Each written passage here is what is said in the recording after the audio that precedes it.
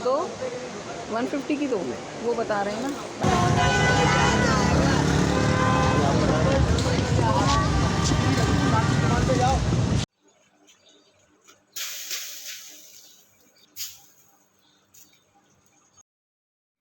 बिस्मिल्लाहिर्रहमानिर्रहीम, अस्सलाम वालेकुम।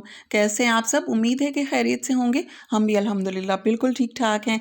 बाज़ार सज चुके हैं, पहले से सजे हुए थे और ज़्यादा सज चुके हैं। ईद बिल्कुल करीब है। आप सब लोगों को एडवांस ईद मुबारक। और मैं गई थी टेलर के पास, ये मेरी शर्ट की फ़िटिंग थोड़ी-सी सही करवानी थी। एक और सूट था उनके पास, तो वो मैं लेकर आई हूँ। और मुझे एल्युमिनियम फ़ॉइल लेना था, जो मैं उस पर बिछाती हूँ कुकिंग रेंज के ऊपर, वो मैंने नहीं लिया था, भूल गई थी। फिर मैंने कहा चलो यहाँ से करीब से मैं लेकर आती हूँ, तो वो लेने के लिए गई। तो फिर बेडशीट मुझे नज़र आ गई, क्योंकि इस मरतबा मैंने बेडशीट भी नहीं ली थी। इस मरतबा कुछ ख़ास तैयारी नहीं है ईद की। रुमान की चूड़ियाँ वगैरह लेनी थी, तो वो मैं लेकर आ गई हूँ। और ये बेडशीट ना, एक तो मैंने येलो बिछाई हुई है और मैं येलो दोबारा लेकर आई हूँ। आजकल ना मैं थोड़े से ब्राइट ब्राइट से कलर्स देखती हूँ, क्योंकि इसमें वीडियो में अच्छे लगते हैं ब्राइट कलर्स। पहले मैं लेती थी डल कलर, लेकिन अब नहीं लेती हूँ। मैं कहती हूँ कि कुछ वीडियो में भी अच्छा इनको दिखना चाहिए। तो बेडशीट तो बहुत अच्छी है, मुझे बहुत अच्छी लगी इसका ये वाला येलो वाला पार्ट। लेकिन इसकी जो तकिए हैं ना, वो मुझे ऐसा लग रहा है जैसे हमारे गाँव में ना रज़ाइयाँ ऐसी होती हैं। तकिए मुझे अच्छे नहीं लग रहे। वैसे वहाँ पे खोलने का ऑप्शन ही नहीं होता, वो कहते हैं खोल के नहीं देखनी है, तो इस वजह से एल्युमिनियम फॉइल मैंने यहाँ पर लगा लिया है। और ये मुझे वैसा नहीं मिला जो मैं वहाँ से इम्तियाज़ से लेकर आती हूँ, ये थोड़ा-सा हल्का-सा है। अच्छा, अब मैं बना रही हूँ नान और इसके साथ कोरमा बनाऊँगी। नान कुछ इस तरह से बना रही हूँ। 1 प्याली मैंने दूध ले लिया है, 1 प्याली दही ले लिया है। ये जो नान होते हैं तंदूर वाले, वैसे बना रही हूँ। 1 टीस्पून बेकिंग पाउडर लिया है और half tea spoon baking soda लिया है। 2 चम्मच मैंने यहाँ पर चीनी ले ली है। इसे मिक्स कर लिया है। वैसे इसे आटे में भी मिक्स कर सकते हैं, लेकिन मैंने इसका अलग से घोल बना लिया ताकि चीनी साबुत ना रहे। इसे मिक्स कर लिया है। आटा मैंने 2 तरह का लिया है। एक चक्की वाला आटा, जो कि मैं घर में यूज़ करती हूँ, जिससे हमारी रोज़ की रोटियाँ बनती हैं, 3 कप वो लिया है। और 3 कप इसमें मैंने मैदा शामिल कर लिया है। इन दोनों को मिक्स कर लिया है।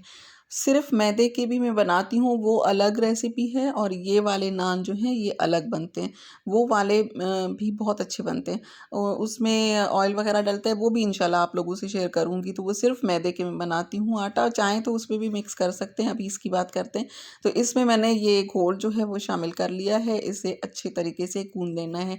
आटा अगर अच्छे से गूँधा हुआ है तो नान अच्छे बनेंगे, वरना तो फिर इस तरह के नहीं बनेंगे।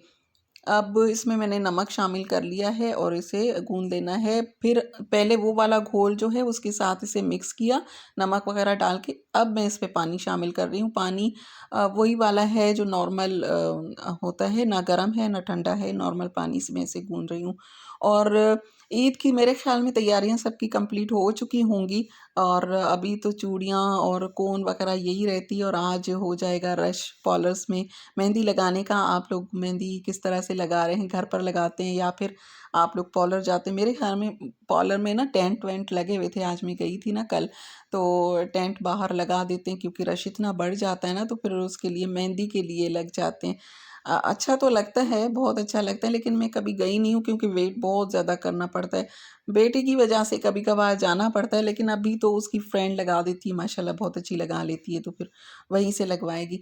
आटे के ऊपर मैंने अभी ऑयल डाल दिया है, और इसको ऑयल के साथ भी फिर से गूँध लिया है बहुत अच्छे तरीके से। आटा मैं दोबारा से कह रही हूँ कि बहुत अच्छा-सा गूँध लेना है, और इसे सॉफ्ट होना चाहिए, हार्ड नहीं होना चाहिए, वरना तो ये आपसे पकेंगे नहीं।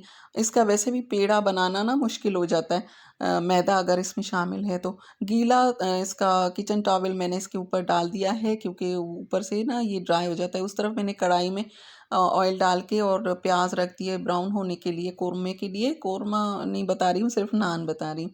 अच्छा, आटे को फिर से इस तरह से आपने मिक्स कर लेना है। वो थोड़ा-सा रफ़ था ना, तो अभी इसे स्मूथ करना है, तो इसके लिए अच्छे तरीके से काउंटर टॉप का यूज़ करना है, और यहाँ पर इसे बहुत अच्छे तरीके से मैंने गूँध लिया है थोड़ा-सा।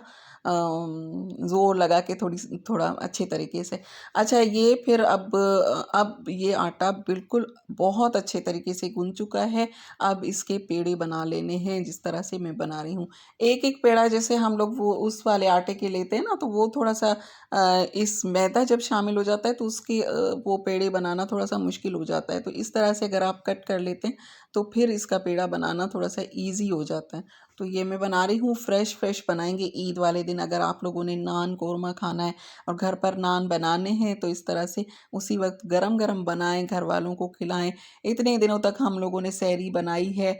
कल मेरे बच्चे कह रहे थे, मम्मा आपका गिफ्ट तो बनता है। मैंने कहा क्यों? आपने इतने दिन सहरी बनाई। मैंने कहा हाँ, गिफ्ट बस ये है, गिफ्ट मेरा यही है कि घरवाले अगर मान लेते हैं और कहते हैं कि वाक़ई आपने रातों को उठ-उठ कर हमारे लिए सहरी बनाई है, तो मेरे ख़्याल में ईद तो औरतों की होती है जो कि इतने दिन तक उठती हैं और सबकी तो खिदमत भी कर रही होती हैं और सवाब माशाल्लाह मिलता होगा, हम लोगों को बहुत सारा मिलेगा इसका अजर कि हम अपनी नींद ख़राब करते हैं, फिर उठते हैं और फिर घर वालों के लिए सहरी बनाते हैं। बहुत मुश्किल होता है। आम दिनों में अगर हम सोचें ना कि रात को 2 बजे उठना है और फिर खाना बनाना है तो बड़ा मुश्किल लगता है, लेकिन रमज़ान में फ़ील ही नहीं होता।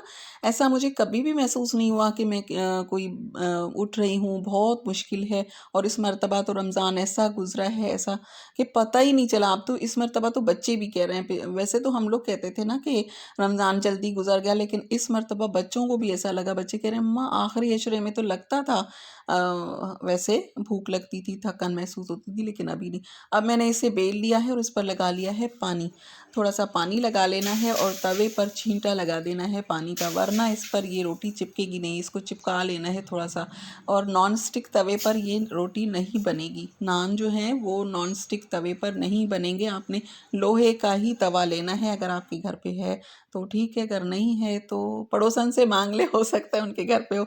ये मेरा पुराना तवा है, ये मैं रखती हूँ बिरयानी को दम वगैरह लगाना हो ना, तो फिर मैं ये नीचे रख देती हूँ। तो वही मैंने लिया है, इसको अच्छे तरीके से धो लिया है और इस पर पानी का छींटा ज़रूर लगाना है।